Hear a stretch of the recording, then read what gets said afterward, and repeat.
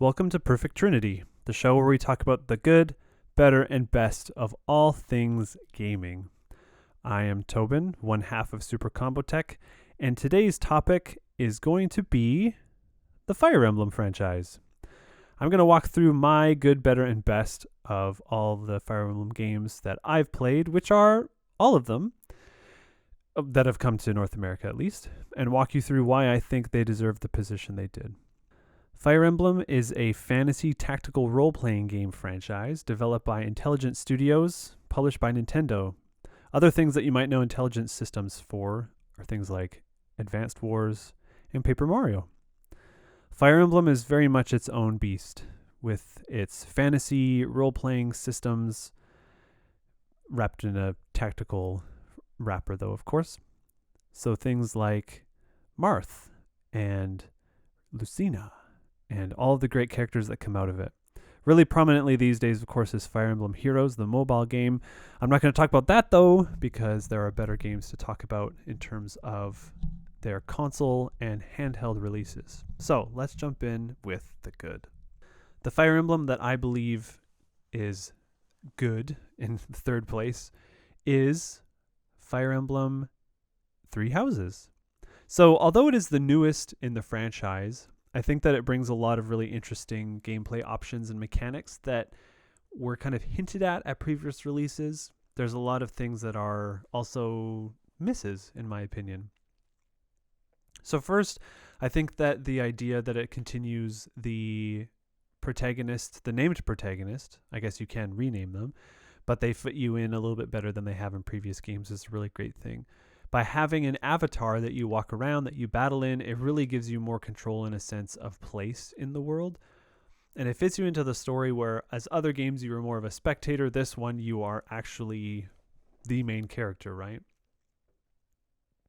So you create your character in terms of appearance, and you can change them up a little bit. And then in Three Houses, you take on the role as a teacher in Gareth Mach Monastery, and you raise your army, which are your students, which is a kind of macabre and morose thing to think about. And that's another reason why it's in third place. It's a kind of a weird positioning of a person of authority. I mean, you are not much older than them, but a lot of them aren't, even probably over 16.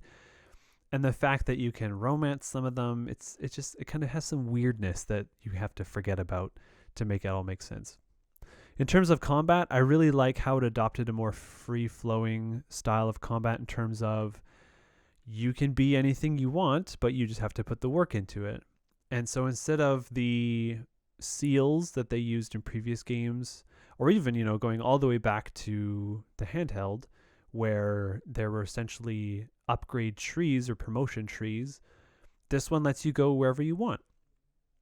And the restriction that they put in, which I think works really well from a role-playing standpoint, is that certain characters will prefer to do certain things, meaning that their benefits or their stat increases will be higher, and others won't want to do certain classes, and so their stat bonuses and increases won't be that great. So you take a character like Raphael, for example, very much a physical attacker. He's a bruiser. He wants to wear armor. He wants to hit with heavy things. But you make him a mage, if possible, and it's not going to be that great. His magic growths aren't that great. His speed growths aren't that great. But his defense and strength will be great when it's in the right classes. So it's a really great way to roleplay, both from keeping them in the routes that they kind of already programmed into and what they want to be, and then also by saying, no, I think you should be a black mage, Raphael. I'm sorry. And so the really clever way that they do this is not just, you as this kind of overlord of your army dictate what they should do, but as you teach them and as you teach them and as you interact with them in the classroom, they, the characters, say, hey, I want to learn more about Pegasus, so I want to go flying. Or, hey, I want to become more comfortable in armor, so will you make me an armored knight? And that really takes the kind of parenting of your army to the next level, where in games before, again, you were kind of this tertiary character. You didn't have an avatar. You didn't really appear, to having a direct relationship with these characters, which is really, really helpful.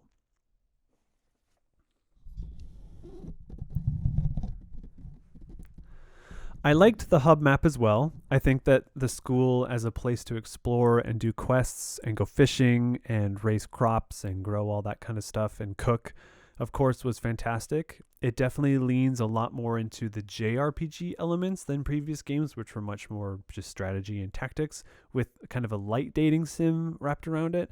And then that brings me to my next point, is that the dating sim in Fire Emblem Three Houses is really prevalent, almost to a fault, where certain endings are dependent on your relationship with certain characters. Now, there's cool stuff in the earlier games where character level or maybe what they were promoted to dictated how endings were possible, or just extra cutscenes. But this one definitely locks you behind those parameters in order to find all of the endings and to accomplish all the storylines.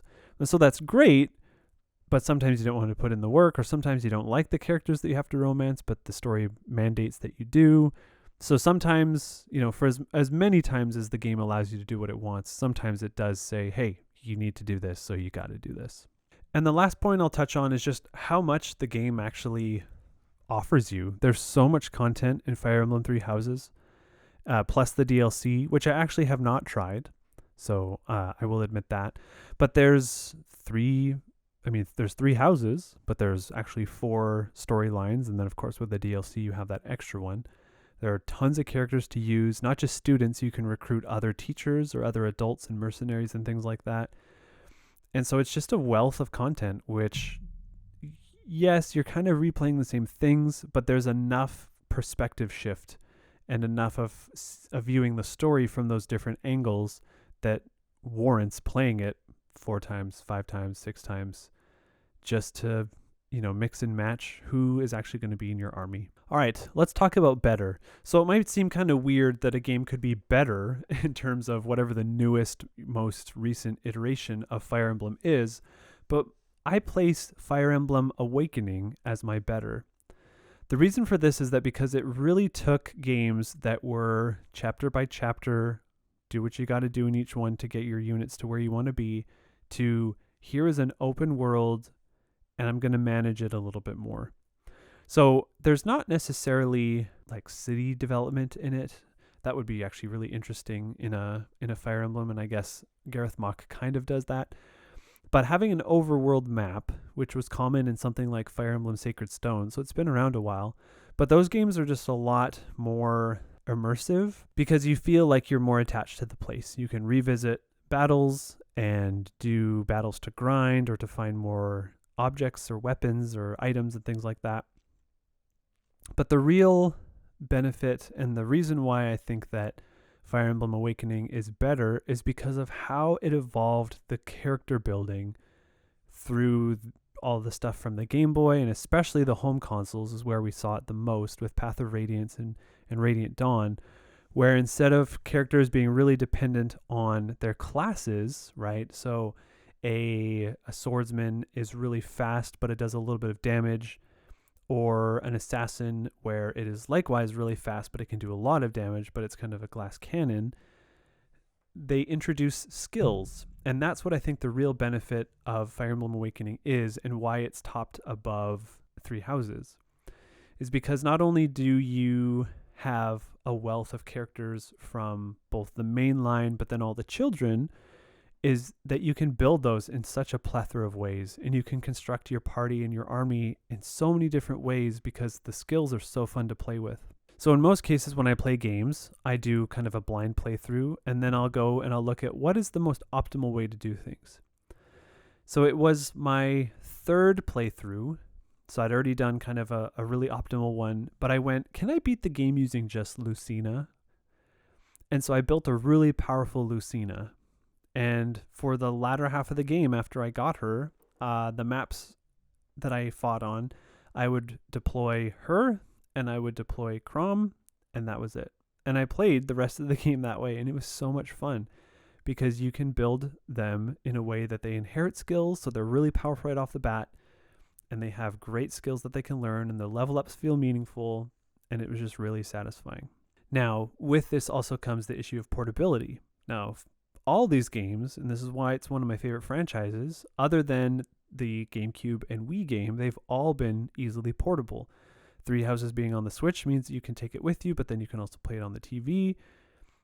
3DS, you could take it wherever you want as well.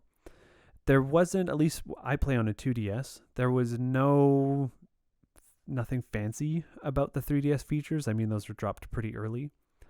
But graphically, again, it's an upgrade from the pixel art. And now, I have a great nostalgia for the pixel art. I think there's something really special about the pixel art design of characters, also the animations that they use, especially for super attacks. Critical attacks, I think, are one of the most satisfying animations of all pixel art games that I've ever seen. But you get kind of more real humans, and the cutscenes, especially on the 3DS, look excellent. I was first impressed on the GameCube, on Path of Radiance. Seeing Ike and his father and the forest and the colors they use was just fantastic. So having that on a portable platform is also really fantastic. The other thing about Awakening and why it's so fantastic is because you have the option now to purchase DLC. And what that means is not only other character classes, but also a lot of maps that add a lot more content. So the game itself, I mean, it's fairly short in terms of main story. You could blaze through it pretty quickly. They add more definitely by the paralogs and adding in all the ways that you get all the children. And then the DLC maps give you challenge maps and other things like that to do. So whereas before they had to make a game packed with a lot of content, hidden maps, secret maps, all that kind of stuff, which was really fun, this one gives you a clear way to say, yes, I would like more. Here's my money. Thank you. I will go play more. And of course, you also see that with Fire Emblem Three Houses. So overall, with the skills, the added characters, the replayability, and all the extra content, Fire Emblem Awakening is my better for Fire Emblem. All right, and last, the best Fire Emblem. So this is probably going to make a lot of people upset, because anyone who's played a lot of Fire Emblems will definitely have a very strong opinion about which one is the best based off of either when they got into the franchise or, you know, whose waifu or bae was their favorite from all the characters. So I argue that Fire Emblem on the Game Boy Advance, the 2003 release, the first release in North America, is the best Fire Emblem that we've had yet. And there are a lot of reasons why. So obviously there's a caveat here where nostalgia plays a lot into this, but I've also probably put over 500 hours into this game through all the times that I've played it on the handheld, on emulator, on my computer, all over the place. I've played it in multiple countries of the world because it's the game that I would play on the plane. It's the game that I play on the bus, on the train. It is my favorite game to play because I haven't seen games before where you could be in the middle of a battle and just turn off the console or the handheld, go about your business. 2 hours later, turn it back on, and it's still your turn. It's exactly where you left it. That kind of technology for a 12-year-old when I bought the game was phenomenal, because I would be playing and my parents would say, "Hey, go do this," and I would turn off the console, the handheld, the Game Boy Advance. And so they thought, oh, he's being, really quick acting. That's great. I'm probably going to reward him by allowing him to play longer. Go do the thing, go back, turn it back on. We didn't lose any progress, right? There's no, oh, wait, I need to save. Literally just shut it off and go. So that was huge, the fact that you could do that. I hadn't seen it before, right? I'd play games like Pokemon and Yu-Gi-Oh games where there was no kind of quick restart. So something like that is definitely one of the reasons why that Fire Emblem game, Fire Emblem 2003, is the best. Another reason why is because it's so old relative to now, right? It's almost 20 years old, is because the restrictions placed on it really make you work and problem solve within the already kind of problem solvingness of the tactics. So when I mentioned before that Fire Emblem Three Houses allows you to do whatever you want with characters, Fire Emblem does not. If you are a Cavalier, you progress into a Paladin. So in some cases they were limiting.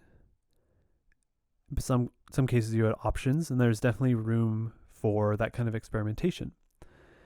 And so that's why building the party in that game is so fun, is that you can essentially match so that everybody does the same thing, but you can also have a lot of wild experimentation. So I'm a firm believer that restrictions breed creativity, and those kind of choices, those restrictions in those choices allowed players a lot of freedom to mix and match and to say, okay, this playthrough I'll make them all heroes, but next time they're going to be warriors or something, right? So that kind of freedom is really fun. The next thing I've already talked about, the animations in that game look so good. I didn't really understand criticals the first time that I played. I think the most that I saw were cavaliers, because they would all have, or paladins, they would all have killer lances or killer axes. But the moment I realized that I was playing a game that was forever going to be burnt into my brain was when the warrior had a killing axe and it did its whirlwind and slammed into this giant boss, and it looked like it just cleaved it in half. It's a super satisfying animation. It's very visceral because when it hits, you get this explosion of pink kind of radiating out from it. And the sound effect is this brick against brick clack that happens. The whole experience is so memorable and so satisfying, especially since if you're using a warrior or a paladin or something that's been upgraded, you're probably doing maybe base over 20 damage, let's say. And so if you crit, you're doing 60 damage. It's a triple value. So you could easily one-shot a boss if you get a crit early on. The other reason why I think this game is best is because its story is so foundational. It's a story of loss. It's a lot of sadness from all of the three heroes. But it's also one of discovery and empowerment and realizing that, you have a place in the world, and if you can do your best, you're going to impact everyone for the greater. So there's a lot of memorable characters. I think the character design also is really strong. There's only a few that kind of fall by the wayside as being kind of basic. But overall, the characters and story are very memorable and interesting. That, of course, comes with a grain of salt, where mostly all the Fire Emblem games are kind of the same. But I don't fault them for that because it's a formula that works. And there's enough creativity within each one where it doesn't get old or boring. And then finally, the thing I wanted to bring up about Fire Emblem is how good it feels to replay it. So the system they have set up with it is that you start the game essentially by playing the tutorial, and you beat one chapter, which is Lynn's story, and then you go on to Eliwood's story, and you beat that. But then it unlocks hard mode, and so then you can play it again over, and it gives you the option of where you want to start. Do you want to start Lynn hard mode? Do you want to start Eliwood hard mode? And then you can go into play Hector. So again, even though it's old, it's a Game Boy Advance game, you have 3 stories to play. It always works best if you start with Lynn so that your characters get a little bit powerful before you go into Eliwood's. But again, you can do challenge runs. Say, I'm going to start with Hector's run, and I'm just going to start from there and see what happens. It gives the player a lot of choice when games typically said, this is what you get, and that's it. So you get the 3 streams, you get 2 difficulties for each, but then within that, you have a lot of option for replayability. There's lots of relationships to build in the support menus and things like that, watching lots of conversations. I still don't fully understand how that works. It's a lot more evident in Three Houses, which is something that is clear, and that's, I guess, also in Awakening. Both of those games do it a lot better. But that's also why Fire Emblem 2003 is the best, is because it's present and it makes you work to find out how it actually functions. So beyond the support, you also have lots of hidden maps. And this is one of the funnest things to do, is figure out all the different pathways. It's not as split as Fire Emblem Sacred Stones, but you are able to see a different map. If you do these certain conditions, if you rescue this person and go talk to this town, you get another map. There's just a lot of fun little puzzles within the maps that give you more rewards. And it makes replaying it really satisfying when you know that you're going to go do a map and you're going to be able to go into the bonus one. There's a secret map where it spawns a boss who spawns a magic dampening shield, and he's really hard to kill, and it's really satisfying when it happens. You don't get a whole lot from it, but it's really, really satisfying. All right, so there you go. That is my good, better, and best for Fire Emblem. So to recap, we have Fire Emblem Three Houses as good, Fire Emblem Awakening as better, and Fire Emblem 2003 for the Game Boy Advance as the best.